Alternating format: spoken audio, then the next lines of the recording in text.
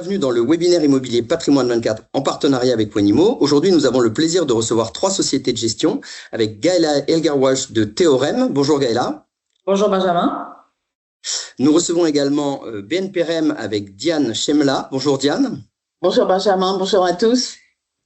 Et nous recevons la société Altarea IM avec Philippe Delhôtel. Bonjour à tous. Bonjour, bonjour.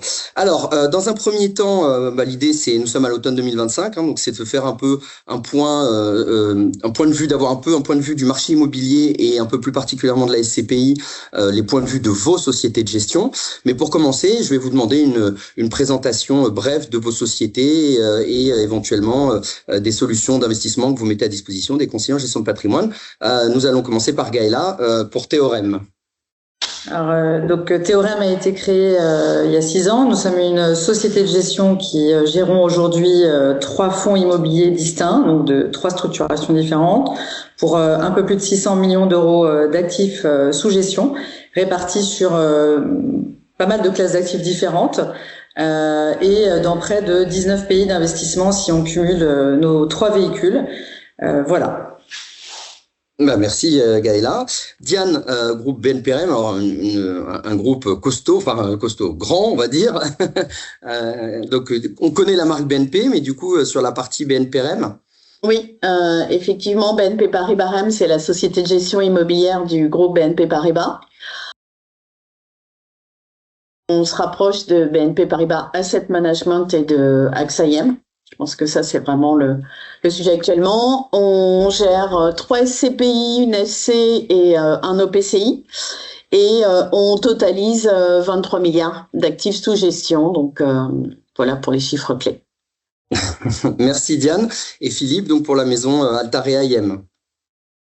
Il semble que je sois le petit jeune, non pas moi malheureusement, mais ma société Altarea IM, c'est une société qui est née il y a 2 ans et demi, qui est adossé à un gros groupe immobilier qui est le groupe Altarea, et ce groupe Altarea, puisqu'on appartient au groupe Altarea à 100%, il est spécialisé dans tous les secteurs d'activité qu'on va explorer, entre autres pour la partie SCPI qui nous occupe ce matin, dans les commerces, gère 5 milliards d'euros Altarea sur la partie des commerces, notamment sous la forme de centres commerciaux, d'immobilier d'entreprise, de logistique bien sûr, et de résidentiel, même si ça va être moins le sujet de ce matin, puisque ça reste le 2e promoteur en France. Et on a lancé une première SCPI qui s'appelle Alta Conviction, qui a maintenant dépassé un premier seuil des 100 millions d'euros.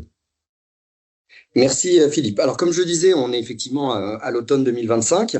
On commence à sortir, enfin en tout cas vous me le confirmerez, vous me l'infirmerez, on commence à sortir de 2 années de crise immobilière, vraiment avec des repricing assez violents dans certains domaines et dans certaines zones géographiques. Et aujourd'hui, comment se porte le marché selon vos maisons de gestion et comment notamment se porte le marché de la SCPI Diane par exemple, si tu peux nous en dire un petit mot pour BNP Paribas, quelle est votre vue sur le marché? On considère qu'il y a toujours un attentisme présent sur les marchés en Europe. Néanmoins, on constate une reprise de la collecte depuis le début de l'année, puisqu'on a 3,3 milliards qui ont été collectés sur 9 mois. Ce qu'on voit également, c'est que les SCPI diversifiés concentrent à peu près 74%, 3/4 des souscriptions. Et nous, on voit que la diversification des stratégies, pour nous, c'est un facteur de stabilité qui favorise un peu l'équilibre entre le rendement et la résilience. Donc, clairement, une stabilisation, une légère reprise sur quelques classes d'actifs, et je pense qu'on ira un peu plus dans le détail. On va rentrer dans le détail, effectivement, oui. Voilà, pour le tableau, pour brosser un tableau global. Philippe, de votre point de vue, alors vous avez une grosse spécialité effectivement, comme tu le disais, sur le résidentiel. Tu peux en dire un mot parce que on va pas se concentrer forcément que sur l'immobilier professionnel et on a des gens qui vont écouter le webinaire et qui peuvent aussi avoir un intérêt à connaître ou en tout cas entendre un point de vue sur le marché résidentiel. Non, mais sur le résidentiel, ce qui est moins ma partie, hein, au sein du groupe, les chiffres sont repartis, et heureusement, à la hausse en matière de vente. Il faut dire que c'est un marché qui s'était bien compressé.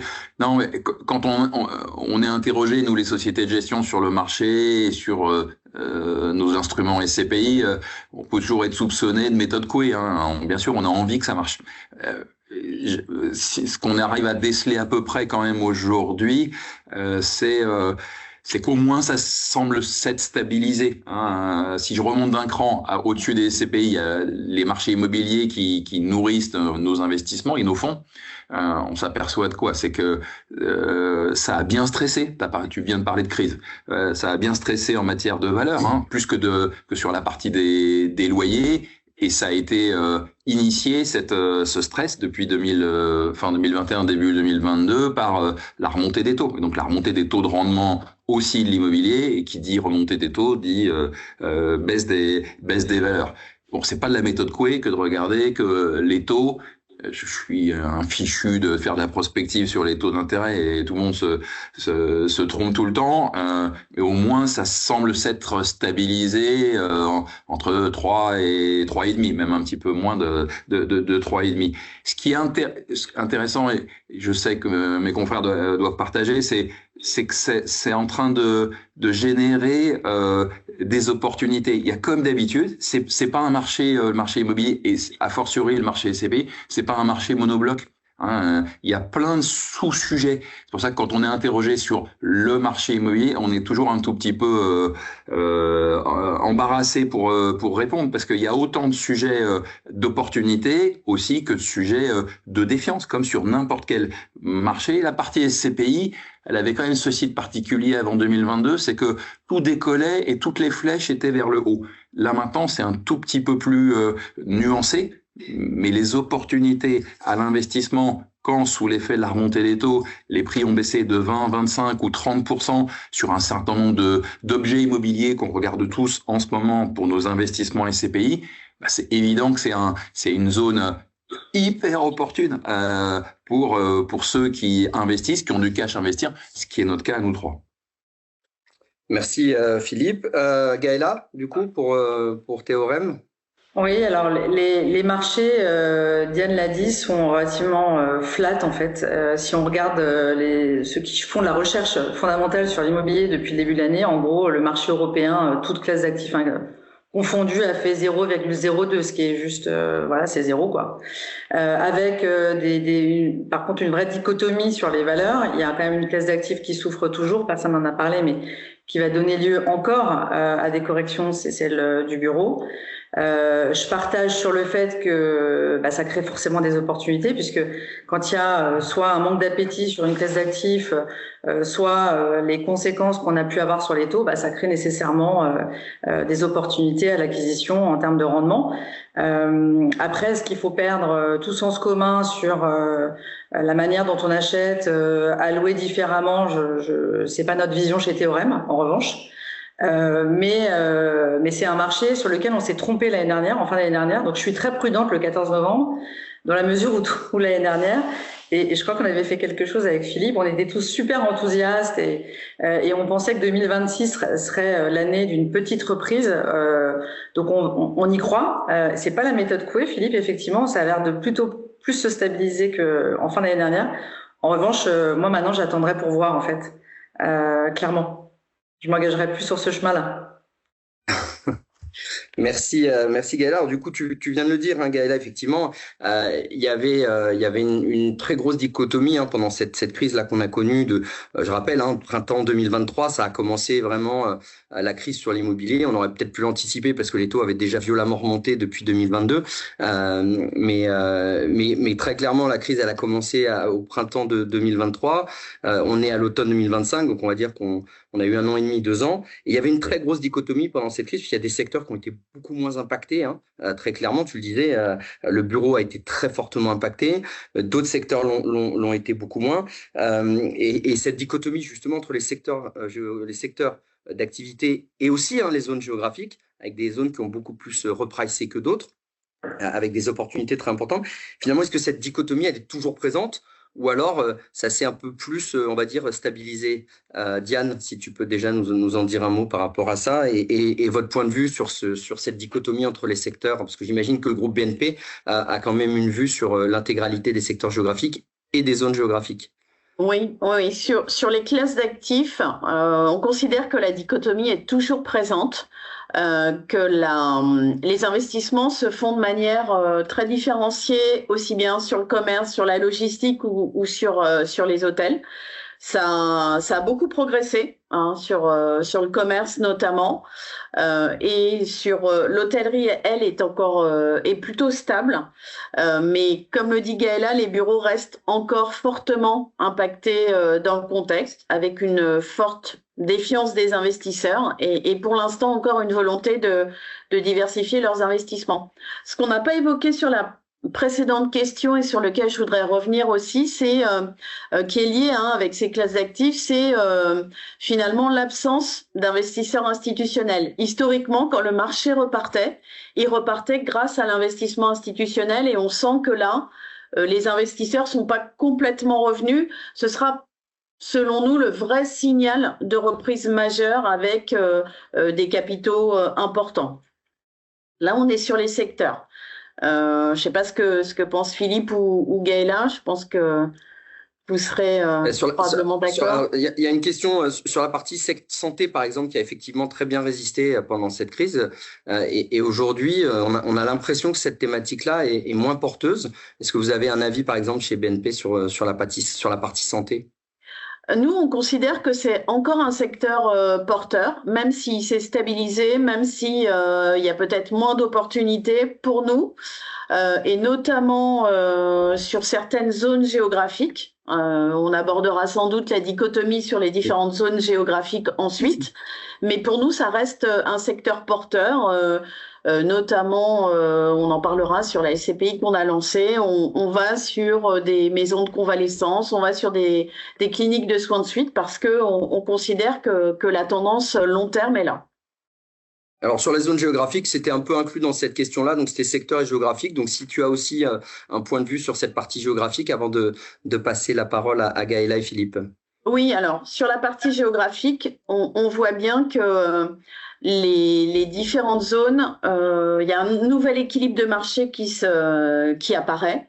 Pour nous, les pays qui concentraient historiquement la majorité des volumes, à savoir le UK, l'Allemagne et la France, eux continuent de voir une stabilisation. Néanmoins, sur l'Allemagne, on voit que la croissance économique est ralentie et qu'on constate une forte décollecte des fonds ouverts. À l'inverse, sur les pays d'Europe du Sud, on voit qu'ils connaissent un fort dynamisme actuellement, notamment porté par une conjoncture économique, je peux citer l'Espagne, à plus de 3% en 2025. Donc on voit qu'il y a encore cette dichotomie qui va probablement se rééquilibrer, mais on est très fervent d'aller investir sur l'Europe du Sud, notamment en ayant des implantations. Gaëla parlait d'implantations et d'investissements dans 19 pays. C'est aussi le cas pour nous parce qu'il faut aller chercher justement ces opportunités là où elles se trouvent. Merci Diane. Gaëla, du coup, sur cette partie dichotomie que tu avais évoquée un peu déjà dans la précédente question. Alors du coup, j'aimerais partager avec Diane, mais notre SCPI, pour le coup, qui est celle sur laquelle on investit aujourd'hui, est investie sur 4 piliers, et pas forcément l'ensemble des classes d'actifs du marché. Donc je pense que il vaut mieux regarder Diane et écouter ce qu'elle vient de dire, parce que nous, en ce moment, et depuis 2 ans et demi, 3 ans, on investit que sur ces 4 piliers. Donc ça va être compliqué pour moi de vous donner une vision qui correspond au bureau, à l'hôtellerie, au résidentiel et à la santé. Peut-être que c'est différent sur cette classe d'actifs. Ce que je vois sur nos thématiques d'investissement, à savoir les locaux de production, la logistique, les laboratoires de R&D ou les data centers, c'est qu'en fait, nous, on achète à des taux relativement homogènes en fonction des pays, modulo la Pologne qu'on a ouvert récemment, qui a les mêmes intérêts, on va dire, économiques actuels que peut l'avoir la péninsule ibérique, donc 3,4 croissance. Bon, c'est un pays qui est très dynamique. Mais nous, on achète relativement de manière homogène en termes de taux à l'acquisition. Parce que c'est une classe d'actifs qui bénéficie de fondamentaux extrêmement solides, qui a jamais eu de défiance sur ses piliers d'investissement.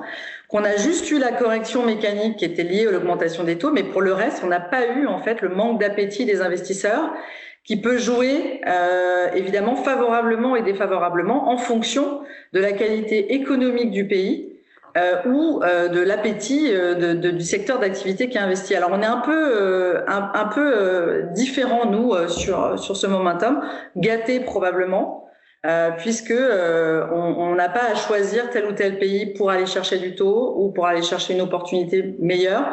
C'est relativement identique, encore une fois, sauf la Pologne qui évidemment est un pays moins mûr sur l'immobilier, mais qui est extrêmement dynamique, qui pour nous en ce moment remplace un peu l'Allemagne industrielle qu'on a connue avec Diane, notamment chez BNP. Mais on retrouve un peu ces fondamentaux allemands très forts actuellement en Pologne. Merci Gaëla. Philippe, sur cette dichotomie entre les secteurs et la géographie. Bon, je vais essayer d'éviter de répéter ce qu'elles ont très bien exprimé il y a 2 secondes. Pour quasiment tout, je partage. Tout, je partage d'ailleurs. Non, ce qui est intéressant, c'est que les cendres retombent petit à petit et que ta question sur la dichotomie entre secteurs d'investissement, zone géographique, non, tu demandais si c'était toujours présent, si tu le faisais exprès par provocation. Non seulement c'est présent, mais c'était presque il y avait presque plus que ça, une extrême dichotomie. Là, je trouve qu'on arrive petit à petit à un petit peu plus de nuances. Je l'ai dit il y a 2 minutes. Ça fonctionne, l'immobilier au sens large, ça a aucun sens. Ça fonctionne par sous-marché, mais comme les autres classes d'actifs, j'ai l'impression que ce qu'on est en train de vivre tous de plus en plus, c'est il y a des périodes, il y a des mots à la mode. Là, il y a la polarisation sur les marchés immobiliers. Ça veut quand même dire quelque chose. En expliquer normalement, ça veut dire que il y a une hyper sélectivité et les investisseurs qu'on est tous les trois, entre autres, qu'est-ce qu'on fait? C'est que on va vers des actifs où on se sécurise le plus, et aussi parce que avec la remontée des taux, ça nous est permis aujourd'hui, entre parenthèses, même plus qu'avant 2022. Ça veut dire par ombre et lumière que sur les emplacements plus secondaires, et ça, je trouve qu'on le retrouve de plus en plus, pas que sur les bureaux, sur l'ensemble des classes d'actifs et des sous-classes d'actifs, sur les emplacements secondaires, c'est et ce sera plus compliqué. Là, je le dis sur l'aspect secteur d'investissement, et après sur la partie géographique, évidemment, et c'était très heureux qu'il y ait enfin cette ouverture immobilière, par exemple pour nos fonds sur la partie européenne. Je partage un point avec mes confrères, c'est en Europe du Sud, qui est un secteur où mon groupe est représenté et qu'on a regardé, qu'on est en train de re-regarder pour des nouveaux investissements, tout de suite maintenant. Pour la partie SCPI, c'est une grosse compétition, beaucoup de monde, pas que des gérants SCPI, beaucoup de monde, des locaux, des fonds, certains instituts qu'on voit aujourd'hui arriver dans la compétition. Je vois sur des actifs sur lesquels on fait des offres. Il nous arrive, par exemple, là c'était le cas sur la logistique en Espagne, de nous retrouver à être 14 compétiteurs sur le même actif. Bon, mécaniquement, ça a une seule tendance, c'est à enchérir un petit peu les prix quand il y a autant de demandes.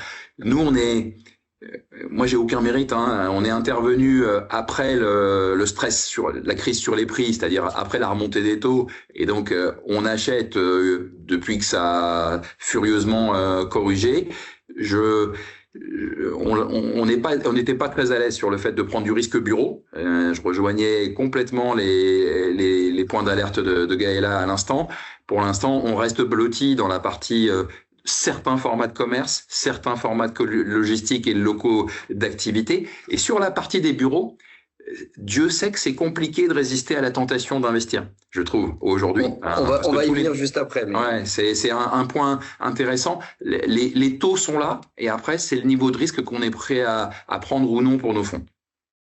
Mais c'est drôle parce que quand tu parlais de l'attrait de l'Espagne, j'ai vu Gaëla et Diane qui hochaient de la tête comme ça, qui acquiesçaient à tes propos. Effectivement, on le voit, hein, c'est-à-dire que les demandes des partenaires CGP aujourd'hui, j'en ai qui un jour qui m'a dit je veux pas investir en Espagne. Ben, aujourd'hui, franchement, essayer de trouver des néo SCPI, nouvelles SCPI avec les bons rendements qui vont bien, etc., sans avoir d'Espagne dans le portefeuille, je vous assure que c'est très compliqué, hein, vraiment.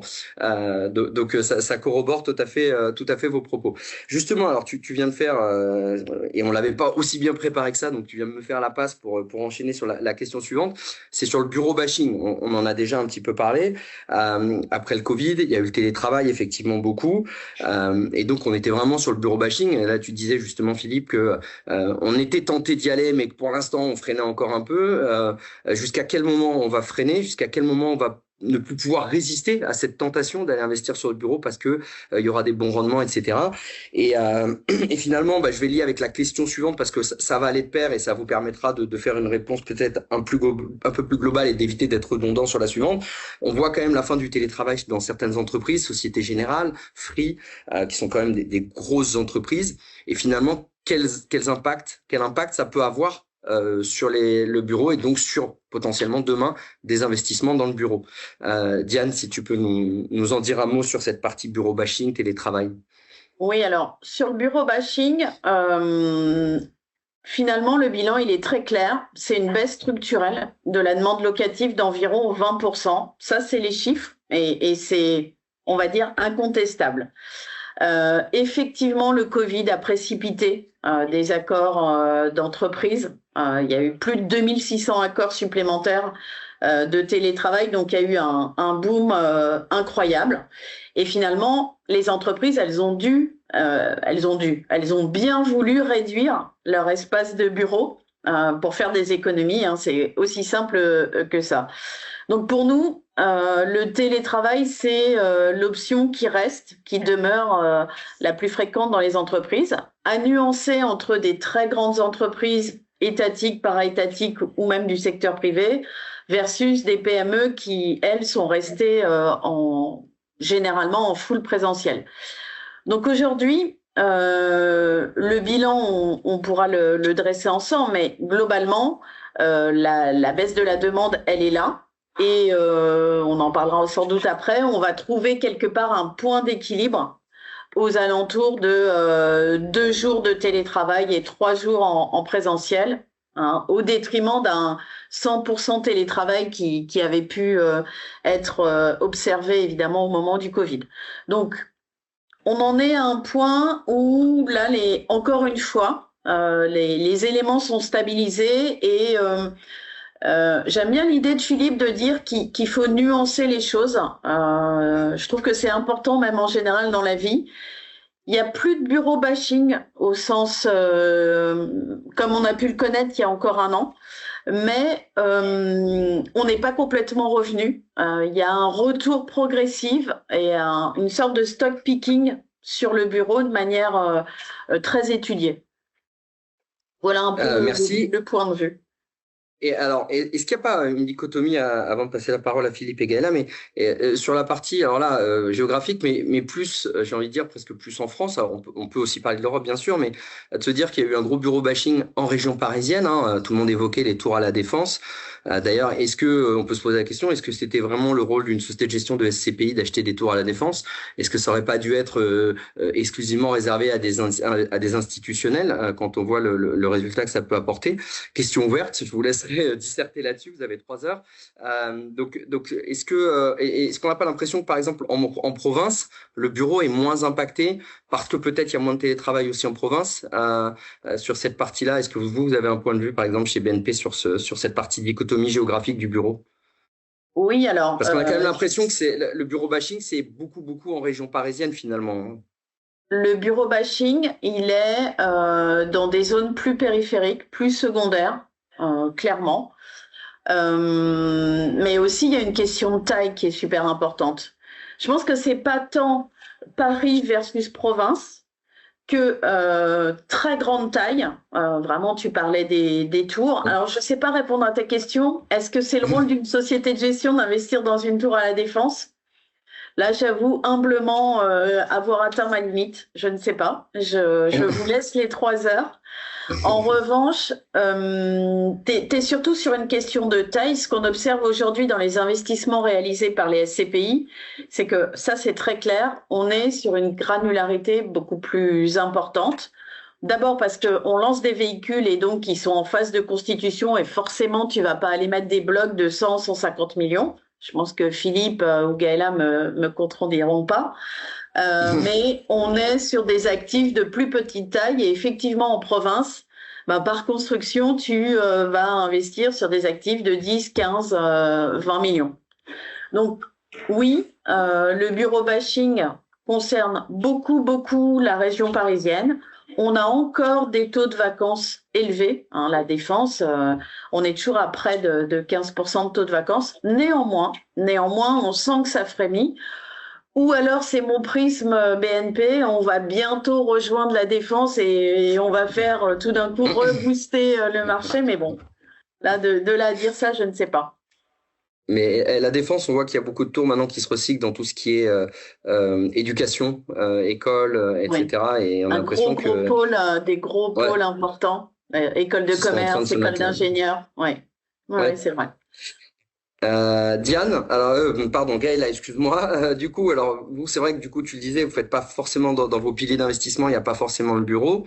Oui, par contre, ce qui est intéressant, c'est que moi je suis jamais nuancée, donc Philippe et Diane doivent le savoir. Donc moi je le suis jamais, donc et moi pour le coup j'ai vraiment des convictions. D'abord j'ai rien contre le bureau, on investit effectivement minoritairement sur nos 600 millions d'euros. Il n'y a pas beaucoup de bureaux là-dedans, mais on n'a jamais eu de défiance vis-à-vis du bureau, même au plus profond de la crise. On pense sincèrement que le bureau est une classe d'actifs indispensable d'une allocation immobilière et de toute façon on peut pas faire autrement parce que c'est une des plus importantes en taille. Donc quand on veut investir un portefeuille immobilier, ne pas le faire avec du bureau, ça rend quand même l'exercice un petit peu compliqué. Nous effectivement notre SCPI n'en a pas.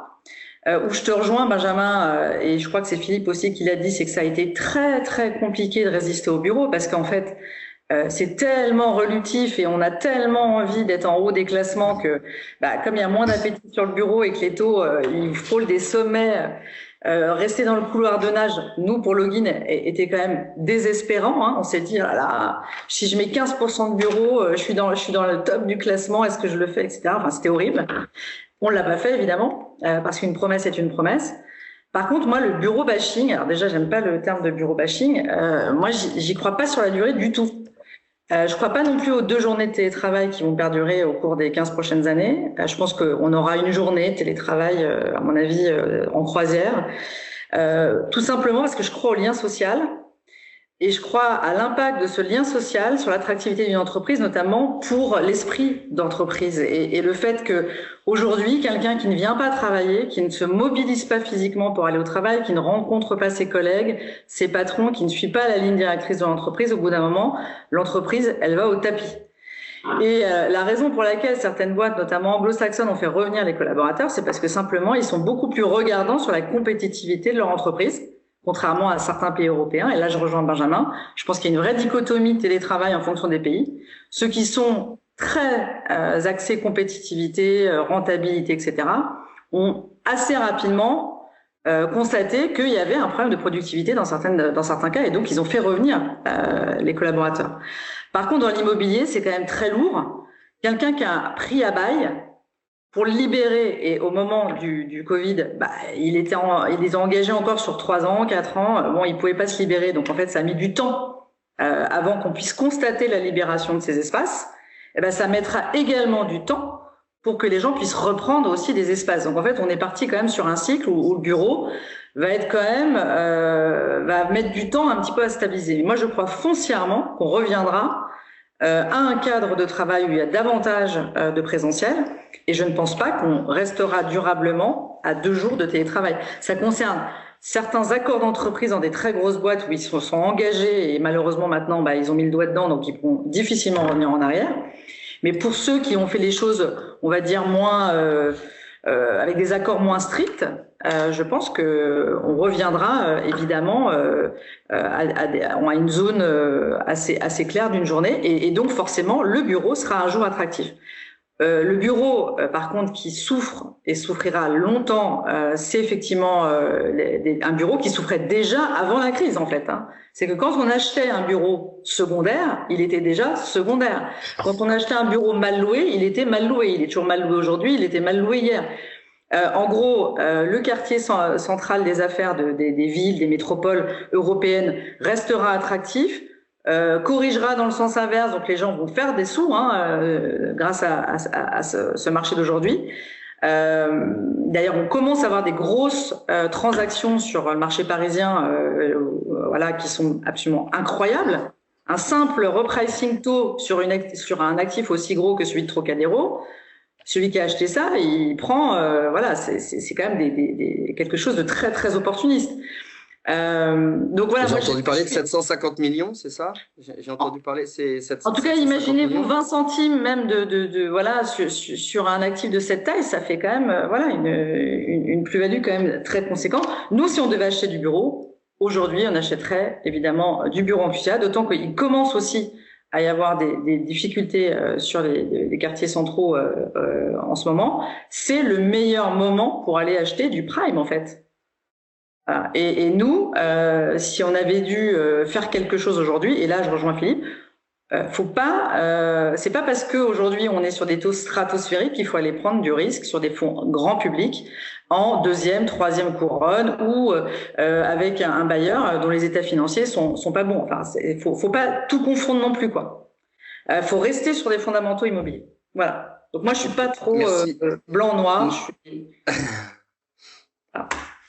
C'est bien. Merci Gaëlla. Du coup, Philippe, pour peut-être rebondir là-dessus, est-ce que vous aussi, vous allez continuer à résister ou potentiellement, vous vous dites que vous pourrez y aller s'il y a de belles opportunités? Non, mais je vais pas tellement rebondir parce que je suis d'accord avec tout ce que vient de préciser Gaëlla. On fait pas de bureau aujourd'hui. Je vais juste vous dire pourquoi on n'en fait pas et qu'on résiste à la tentation. On pourrait le faire. Nos fonds sont multithématiques en termes de positionnement. On pourrait le faire.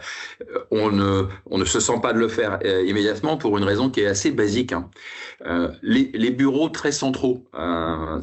Oui, ça c'est quelque chose qui pourrait interpeller, qui pourrait être intéressant. Les rendements sont remontés, les prix ont baissé, donc oui, ça pourrait être intéressant. Ce qui est complètement contre-intuitif, tout le monde ne passe pas son temps à analyser les bureaux. On a pour ceux qui nous voient et nous écoutent, les bureaux les plus centraux sont ceux qui ont jusqu'à présent les plus corrigés en valeur.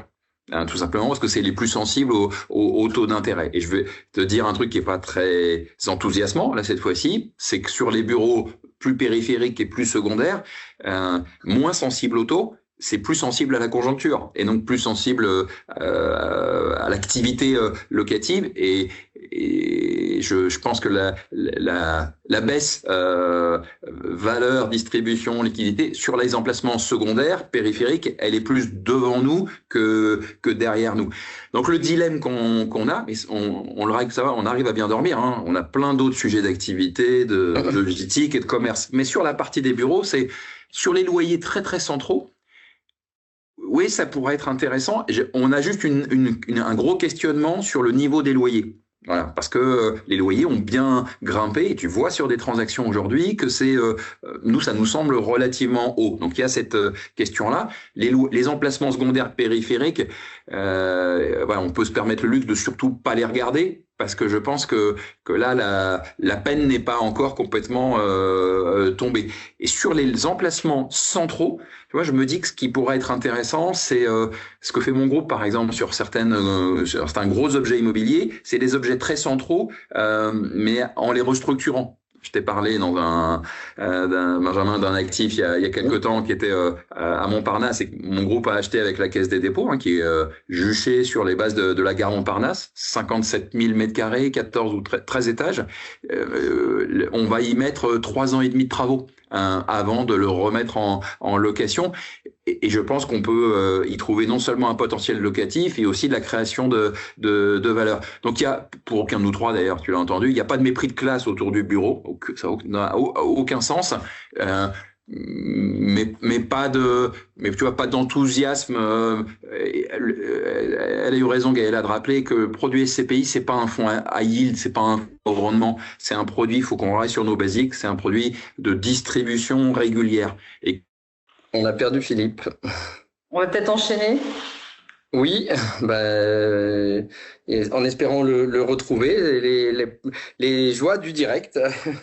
Alors du coup, avant que Philippe puisse revenir effectivement, on avait peut-être une autre question sur la partie plus logistique. Alors c'est vrai que c'est vous un cœur de métier chez Théorème. Est-ce que tu peux nous en dire un peu plus, c'est-à-dire d'ailleurs logistique et commerce, et qui aujourd'hui, on le voit, drive quand même beaucoup d'investissements.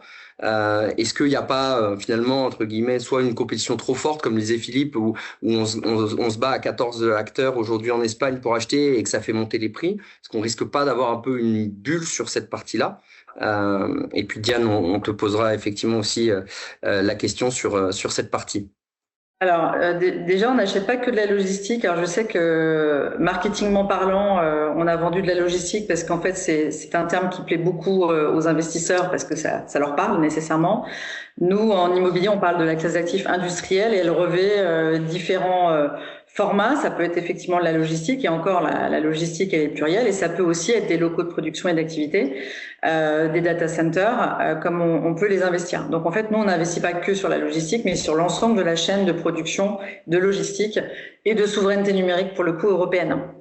C'est important de le préciser parce que la nature des revenus, donc des loyers, n'est pas la même. Les prix au mètre carré loyer sont pas les mêmes sur la logistique des locaux de production et d'activité ou du data center. Donc c'est vraiment trois classes d'actifs qui sont à prendre de manière différenciée. Sur la péninsule ibérique, puisque pour la première fois on me pose la question, nous on a acheté au tout début de Login sur la péninsule ibérique. Aujourd'hui, ça va devenir cher d'investir en Espagne notamment, puisque, comme le disait tout à l'heure Philippe, il y a du monde au portillon et donc forcément il y a la compétition. Donc on est content nous d'avoir investi très en amont en Espagne au moment de la création de Login en 2022, parce qu'aujourd'hui avoir du taux avec les conditions on va dire de locative qu'on souhaite, enfin la qualité intrinsèque de l'acquisition qu'on souhaite, c'est pas si simple que ça. Donc il faut pas refaire les mêmes erreurs. Donc quand ça sera trop cher, est-ce qu'il faudra continuer à investir sur la péninsule ibérique? Voilà, rappelons-nous un peu de l'histoire. C'est pour ça aussi nous qu'on ouvre beaucoup de pays là-dessus. En tout cas, ce qui est sûr, c'est que locaux de production et d'activité, logistique et actifs numériques, eux, ils connaissent pas la crise. On a de l'appétit sur notre classe d'actifs, c'est indéniable, tout simplement parce que les fondamentaux liés à ces classes d'actifs sont excellentes. C'est-à-dire que on a de la demande. Le bureau, pourquoi les taux sont aussi stratosphériques? C'est parce qu'il y a moins de demandes sur du bureau, il y a plus de vacances locatives sur du bureau. Enfin, c'est somme toute assez logique. On reste sur de l'immobilier. Et nous, quasiment tout le continent européen s'est mis en branle pour participer à la réindustrialisation européenne. Et c'est la thématique de notre fonds. C'est-à-dire qu'en gros, on recentre l'activité et la production au maximum. On essaye d'améliorer nos chaînes logistiques. Il y en a plusieurs, donc on essaie de travailler ça depuis la sortie du Covid. Et en plus, on s'est aperçu qu'on n'était pas souverain numériquement et donc il fallait faire quelque chose et donc mettre du budget sur le développement ou on va dire la rénovation de certains data centers. Donc en gros, on est sur la classe d'actifs qui est fantastique. C'est la raison pour laquelle nous, on n'a pas les mêmes sujets que dans d'autres stratégies d'investissement et c'est aussi pour ça que les investisseurs, les épargnants, quand on leur parle de notre stratégie d'investissement, évidemment, ils ne peuvent qu'acquiescer sur ces fondamentaux puisque c'est ce qui fonctionne aujourd'hui. Tous les organismes de recherche sont clairs, que ça soit en revenus ou en création de valeur, c'est la classe d'actifs qui, dans les années à venir, va le plus va le plus s'apprécier. Et Pompon sur la Garonne, pour Benjamin, on a en plus une des classes d'actifs, ça va plaire à Philippe, qui a le taux d'effort le plus faible. C'est-à-dire que le locataire, le poids du loyer sur son chiffre d'affaires, il est extrêmement faible. Donc en plus, nous, ce qu'on peut faire, et on en a besoin pour la SCPI, c'est faire croître les loyers de manière, on va dire, régulière, quand c'est possible, évidemment, sans que ça pénalise l'activité de l'entreprise financièrement.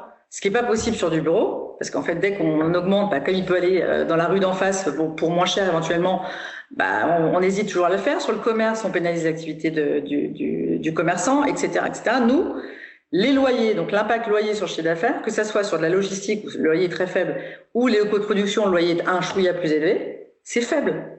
Donc on a une visibilité sur les flux locatifs qui est extraordinaire. Donc si on respecte drastiquement le schéma à l'acquisition, c'est-à-dire d'acheter au bon endroit avec le bon locataire en regardant les états financiers ou le rating du locataire et qu'on s'engage sur des baux extrêmement longs, ce qui est notre cas, on garantit des flux locatifs très très importants. Et la stratégie d'investissement, n'en déplaise à certains qui sont sur de l'opportunisme aujourd'hui, elle a quand même de l'importance pour pouvoir garantir cette pérennité de loyer, évidemment, sur la durée d'investissement. Et c'est la raison pour laquelle il faut revenir aux fondamentaux immobiliers et regarder ce qu'il y a un petit peu en dessous des CPI aujourd'hui. Merci Gaëla. Alors, la joie du direct, Philippe, nous t'avons retrouvé. Le micro est coupé d'ailleurs. Donc, si tu peux remettre le micro, comme Diane d'ailleurs. Non, c'est bon, ça y est, Diane s'est revenue. Donc, les joies du direct, on avait pas fini. Enfin, je crois que tu étais en train de finir sur le bureau. Du coup, on a enchaîné sur la question suivante, logistique, commerce. Mais juste pour finir, moi, je voulais rebondir sur ce que tu disais et la restructuration de l'immeuble au-dessus de la gare Montparnasse de ton groupe. C'est que je pense que il y a d'autres de vos concurrents qui continuent quand même à investir sur le bureau. Mais effectivement, dans un bureau maintenant un peu différent où on va apporter comme tu le disais Gaëla tout à l'heure, du service, en fait un côté plus social, avec la crèche pour les enfants, avec la salle de sport, avec le pressing déjà intégré, etc. Donc dans des endroits où finalement c'est pas juste un bureau, il y a une sorte finalement un peu de lieu de vivre, comme vos bureaux finalement, Diane, aujourd'hui à Métal 57 à Boulogne, où effectivement il y a cet espace avec une salle de sport, avec des restaurants, etc., etc. Voilà, donc ça c'était pour. C'était déjà le cas à Boulogne, donc à Issy-les-Moulineaux, pardon. Donc en fait, non, mais ça fait depuis très très longtemps en fait que les bureaux deviennent serviciels, Benjamin. On a l'impression que c'est nouveau depuis le Covid, mais en réalité, des gérants immobiliers aussi bien implantés et gros que les BNP ou d'autres gérants, ce tournant, on l'a pris dès 2015. Les actifs de bureaux qui ont été livrés depuis 2015 bénéficiaient déjà d'une salle de gym, d'une conciergerie, d'espaces de travail, de restauration, on va dire variés, etc., etc. C'est pas quelque chose de nouveau. Ce qui est plus nouveau et qui est vraiment sympa, par contre, Benjamin, si je peux me permettre, c'est ce qui se passe justement à la Défense. Moi, j'ai vraiment une conviction sur la Défense. Et c'est très juste ce que tu dis. Il y a de l'éducation et il y a maintenant un actif qu'on voyait pas du tout en Europe, qui est un mixte bureau-résidentiel. C'est-à-dire qu'en fait, dans certains pays, certaines tours, évidemment, avaient un mixte résidentiel-bureau avec deux cages d'ascenseur. Je sais pas si tu as suivi ça, Philippe, sur des actifs ou même Diane. Et on peut vraiment créer des lieux de vie mixtes. Il y en a à Londres, il y en a à New York, où tu vas avoir de l'hôtellerie, du résidentiel, du bureau et du commerce en pied d'immeuble. Il y a un gérant que je vais pas citer parce que je vais pas lui faire de la pub qui sait très très bien faire ça. C'est un gérant étranger. Ça c'est l'avenir en fait, en gros, du bureau, notamment sur des centres d'affaires comme celui de la Défense pour moi. C'est de recréer des espaces verts à la Défense et de recréer en fait un environnement un peu comme qu'on a dans certaines villes évidemment anglo-saxonnes. Merci Gaëla pour ce petit point du coup sur le bureau. Alors Diane, on revient sur cette partie plus logistique commerce. Gaëla nous a donné effectivement son point de vue elle sur cette partie-là qui est plutôt l'ADN fort de leur groupe. Chez BNP, quel est votre point de vue sur ces thématiques logistique commerce? Alors, on n'a pas de fonds spécialisés sur la logistique, à la différence de Gaëla. Je ne peux que confirmer l'intérêt vraiment marqué des investisseurs, notamment des investisseurs nord-américains ou asiatiques. Et évidemment, le secteur va continuer à être porté par la digitalisation. On n'en a pas fini avec la digitalisation. En revanche, et je m'en excuse par avance, je vais de nouveau nuancer les propos. Et la nuance n'est pas l'eau tiède ou le manque de conviction. C'est juste, apporter quelques touches de couleur, au contraire. Un marché locatif qui montre un peu des signes de fragilité parce que pour la première fois sur la logistique, on constate un taux de vacances en légère progression. Alors c'est très léger, hein, mais il faut quand même regarder ces signaux, et des loyers qui progressent moins rapidement. Mais j'ai pas dit qu'ils arrêtaient de progresser. C'est juste que on avait des croissances qui étaient exponentielles, et que c'est un marché qui commence à être peut-être pas mature, mais qui commence évidemment à se structurer, à avoir plus d'investissements, à avoir plus de granularité.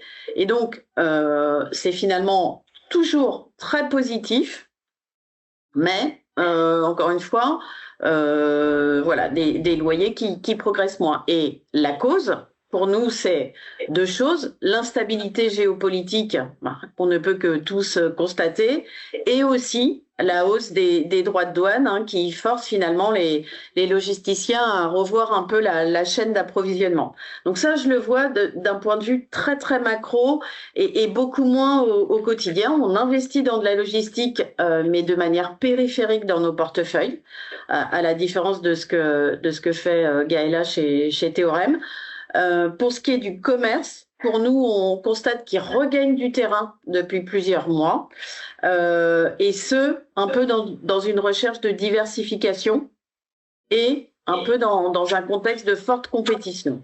Voilà, c'est le luxe et les centres commerciaux qui drivent les volumes sur le commerce. Voilà ce que je peux un peu donner comme élément. Je peux juste faire un point, c'est qu'en fait, Diane parle de la logistique. C'est la raison pour laquelle tout à l'heure je parlais d'une classe d'actifs pluriels industriels et pas simplement logistique, parce que quand Diane parle de chiffres, là, elle parle de la logistique prime, qu'on n'achète absolument pas, hein, chez Théorème, et aucun d'entre nous n'achète des plateformes à 300 millions en périphérie parisienne, et que les chiffres de Diane correspondent uniquement à cette logistique et pas du tout ni la logistique que nous achetons chez Théorème, ni les locaux de production et d'activité qui, eux, bénéficient toujours des fondamentaux dont je parlais tout à l'heure.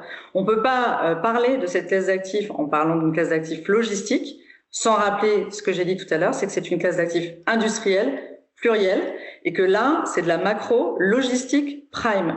Personne n'achète de plateforme Amazon sauf Prologis et certains gros acteurs, on va dire, énormes. Aucun d'entre nous, sauf à collecter évidemment des milliards d'euros par an, ne pourra acheter dans son portefeuille la logistique dont parle Diane, et qui, elle, évidemment, on va dire des soucis, notamment par rapport au côté stockage. Nous, on n'achète pas de la logistique de stockage simple, qui effectivement va être un jour à nouveau pénalisé par le coût d'abord du stockage, et deux, les droits de douane. C'est quelque chose sur lequel on est très très attentif chez Théorème. Merci pour cette précision. Effectivement, je crois que c'est un peu comme pour le bureau ou même le commerce. On revient sur de la granularité et peut-être pour vous, en tout cas, des actifs plus petits. Philippe, du coup, sur cette partie-là, commerce, logistique, et aussi une grosse partie des investissements de votre SCPI. Même la totalité, pour l'instant, on n'a pas osé sauter le pas. Non, mais pour dire les choses, on a sur la partie bureau, vous avez compris qu'on n'y est pas, et que ça va durer encore un certain temps, et que sur les emplacements secondaires, ce sera à jamais. Là, sur les sujets dont on veut continuer de s'emparer, c'est très simple, c'est les commerces, mais on a déjà bien pondéré la SCPI sur la partie des commerces, c'est commerce, logistique et locaux d'activité. Et Gaëla a bien rappelé, il y a d'autres sujets qui pourraient nous interpeller. Moi, dans le groupe Altaria, le sujet des data centers, c'est un sujet important. Moi, je vois juste ce que mes voisins d'autres structures sont en train d'engager comme montant d'investissement. C'est pas du tout fongible dans ma partie SCPI. C'est des montants d'investissement beaucoup trop importants. Et moi, je vais pas saturer mes ratios d'emprise tout d'un coup, de passer de 0 à 30 ou 40%. Ça n'aurait aucun sens. Donc, en fait, ce qu'on va faire, c'est je vais vous donner deux illustrations sur deux portefeuilles, comme ça, voilà, ce sera très concret. Sur la partie des commerces, aujourd'hui, c'est ma pondération principale. Sur la SCPI, on croit aux centres commerciaux à ciel ouvert, qu'on appelle très joliment en français des retail parks. C'est une activité que maîtrise bien mon groupe. On l'a fait dans le cadre de centres commerciaux, notamment dans le sud, du côté d'Annecy. Ça, c'est intéressant. Pour nous, c'est le contraire des modèles des galeries marchandes. qui est gentiment en train de péricliter aujourd'hui. Cette partie-là, elle était et elle reste intéressante pour nous. Et là, on va commencer un virage sur l'aile pour renforcer la partie locaux d'activité et logistique. On a signé un portefeuille de près d'une dizaine de francs prix en région parisienne et en région Rhône-Alpes. Là, on est bien exposé en commerce. Là, maintenant, le virage, il va être sur la partie logistique. Sur la partie logistique, ce qui nous intéresse, c'est des logistiques un peu spécialisées. Tu vois, le portefeuille Danone qu'on a acheté, Danone est notre locataire sur deux de ces zones de stockage de yaourt, donc de production d'entrepôts frigorifiques. Donc sur la logistique du froid, ça c'est intéressant pour nous parce que il n'y a pas juste des quais de chargement et une grande hauteur, c'est une spécialisation aussi qui nous conforte sur le fait de garder l'exploitant, donc le locataire, pendant longtemps sur cet actif. Donc on va rester tel qu'on est aujourd'hui, et je redis sur la partie logistique, la polarisation qu'on voit par rapport à des emplacements très secondaires, voilà, elle nous incite à pas être dans l'extrême audace, mais aucun de nous trois ne veut l'être, tout simplement parce que je redis, tout ça, c'est il faut que ce soit digérable par nos fonds grand public. La partie SCPI, c'est un produit qui doit être le moins volatile possible en valeur et en distribution. Et donc, on regarde des aspects de bureau, par exemple, pour d'autres fonds que pour la partie SCPI, et avec des clientèles plus institutionnelles. Donc, voilà, c'est juste d'arriver à bien segmenter les choses pour qu'il n'y ait pas de conflit à un moment donné et surtout pas d'incompréhension.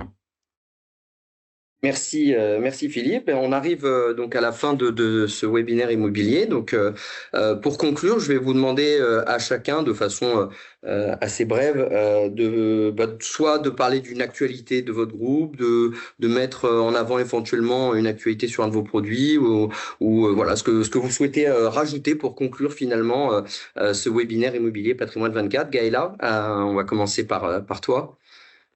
Écoutez, je voulais d'abord remercier parce qu'on est quasiment à la fin de l'année. Je ne sais pas si je vais refaire un webinaire pour la confiance des partenaires et de leurs clients, parce qu'on a fait une très belle année collecte sur Login et on est ravis de faire partie de ceux qui collectent, parce qu'en ce moment c'est quand même pas si simple. Donc cet accompagnement sur notre stratégie d'investissement depuis la création de Login a permis d'avoir des indicateurs financiers immobiliers qui sont incroyables. Je rappelle, donc là on vient d'avoir une augmentation de la valeur de part de Login de 2% le 1er novembre. On a une appréciation semestrielle de la valorisation de nos actifs dans le portefeuille. On a un taux de distribution qui est stable. On essaye d'ailleurs, c'est ce que disait Philippe, de faire en sorte justement qu'il y ait un minimum de volatilité. On ne veut pas faire des montagnes russes de rendement. On a une durée résiduelle des baux qui est extrêmement longue, qui est quasiment à 10 ans au premier break. On essaye de ne pas travestir notre ADN, notre pédigré. Je veux que les gens en prennent conscience. C'est très important de conserver en fait nos ADN de gérants de fonds grand public. C'est pour ça que j'ai introduit, par le fait qu'on gérait 3 fonds distincts de 3 structurations différentes, une SCPI reste un fonds de rendement, reste un fonds sur lequel vous allez devoir faire un choix pour votre client qui va nécessiter, on va dire, un maximum de sécurité. Et donc, moi, mon petit message pour la fin de l'année, c'est regardez un petit peu ce qui se passe sous le capot, et en tout cas, merci de votre confiance pour cette magnifique année que vous nous avez permis d'avoir en collecte sur Login. Et l'année n'est pas terminée, vous pouvez continuer. Merci Gaëla. Philippe, un point de conclusion, et on terminera par Diane. Oui, très très simple. C'est notre enjeu à tous. Il n'est pas de croquer des parts de marché par rapport à tel ou tel compétiteur SCPI. Il est globalement de lever plus sur cette classe d'actifs qu'est la classe de placement qu'est la partie SCPI. On n'est pas à marée basse, mais ça remonte gentiment. On est encore sur des chiffres globaux de marché de collecte qui sont très tenus. Et il faut qu'on ramène de la confiance. Et c'est pour ça que ces webinaires, j'espère que ça y contribue sur la façon, notamment, dont on fabrique nos performances. Moi, je trouve que c'est absolument décisif. on peut toujours être taxé d'être jugé parti parce qu'on évidemment on défend nos maisons respectives, mais quand j'entends à l'Assemblée en ce moment là tous les débats animés pour le moins sur les retraites par exemple, je suis désolé, hein, a fortiori après la correction sur les valeurs qui est intervenue sur la partie SCPI, je vois pas presque objectivement d'autres classes de réponses de placement aussi puissantes comme générateur de revenus réguliers. La retraite, c'est ça, hein, c'est compenser des revenus qui vont baisser que cette partie SCPI. Alors oui, ça a secoué, ça a stressé, et c'est normal que ça ait créé à un moment donné de la défiance. Diane a rappelé tout à l'heure que les instituts ont quitté le terrain de jeu des SCPI.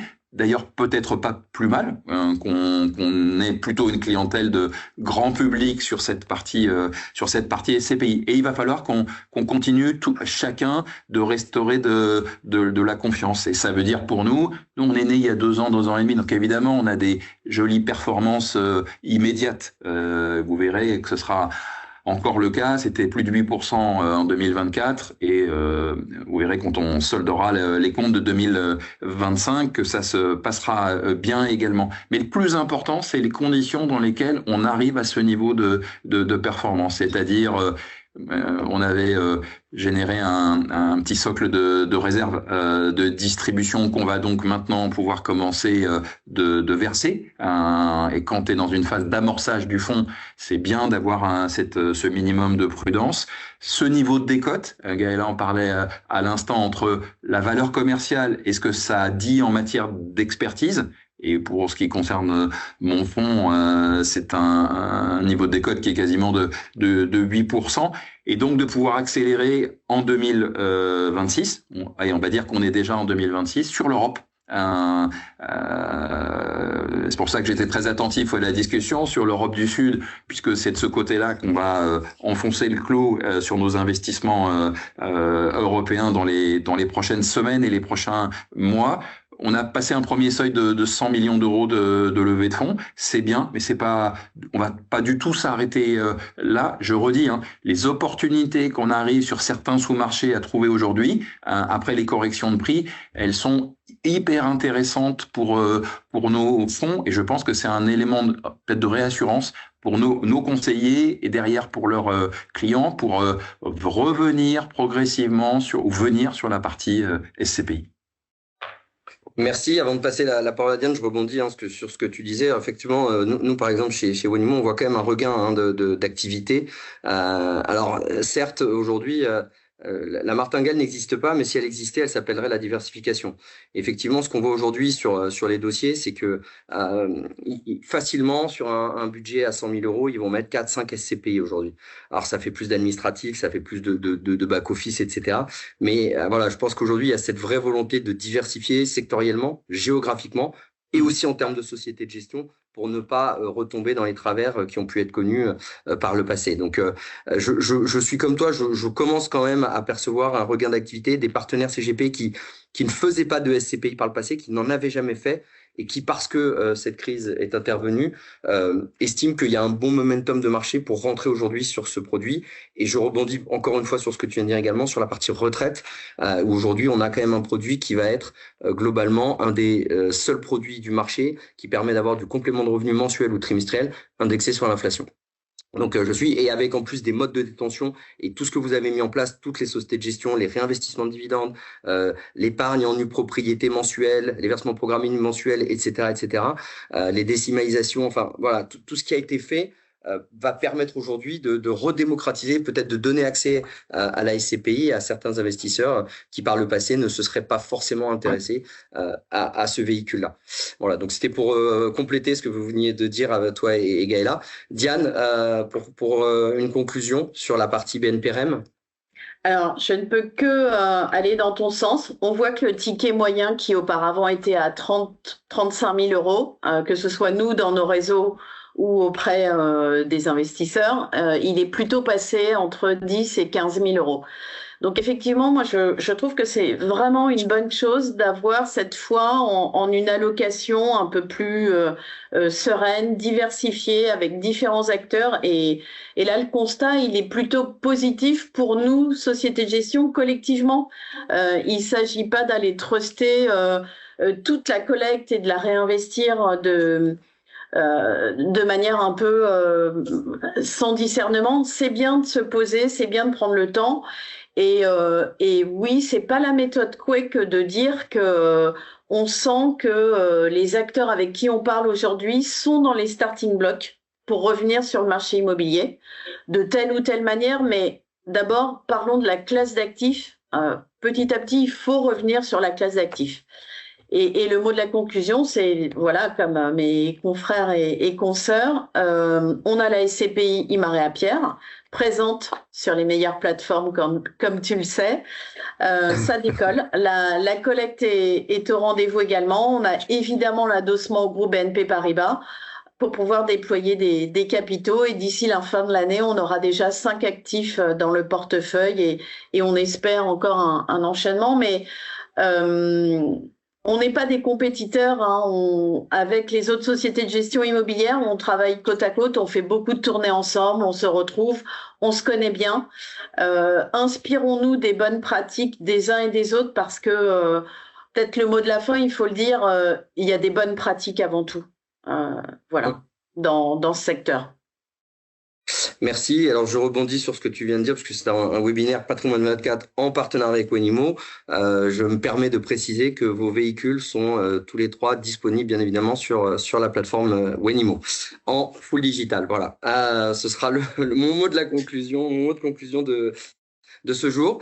Eh bien, écoutez, mesdames, messieurs, monsieur, merci en tout cas pour ce webinaire. Merci pour vos éclairages sur le marché de l'immobilier, sur les classes d'actifs, sur les secteurs géographiques. Hein. On a bien compris en tout cas ce qu'il en était sur vos points de vue. Un vrai attrait en tout cas sur la partie Europe du Sud aujourd'hui qui devrait continuer. Et puis peut-être revoir un tout petit peu de bureau dans les temps à venir, mais voilà, de façon plus ciblée. Merci à tous. On vous souhaite une belle fin d'année 2025. Bien évidemment, beaucoup de collectes. Ça, c'est important. Et puis, on sera ravis de vous accueillir à nouveau sur Patrimoine 24 pour 2026 et venir parler peut-être d'une très belle collecte qui a redémarré et de vos actualités et de vos performances respectives. Merci à tous les 3. Belle fin de journée et à très bientôt sur Patrimoine 24.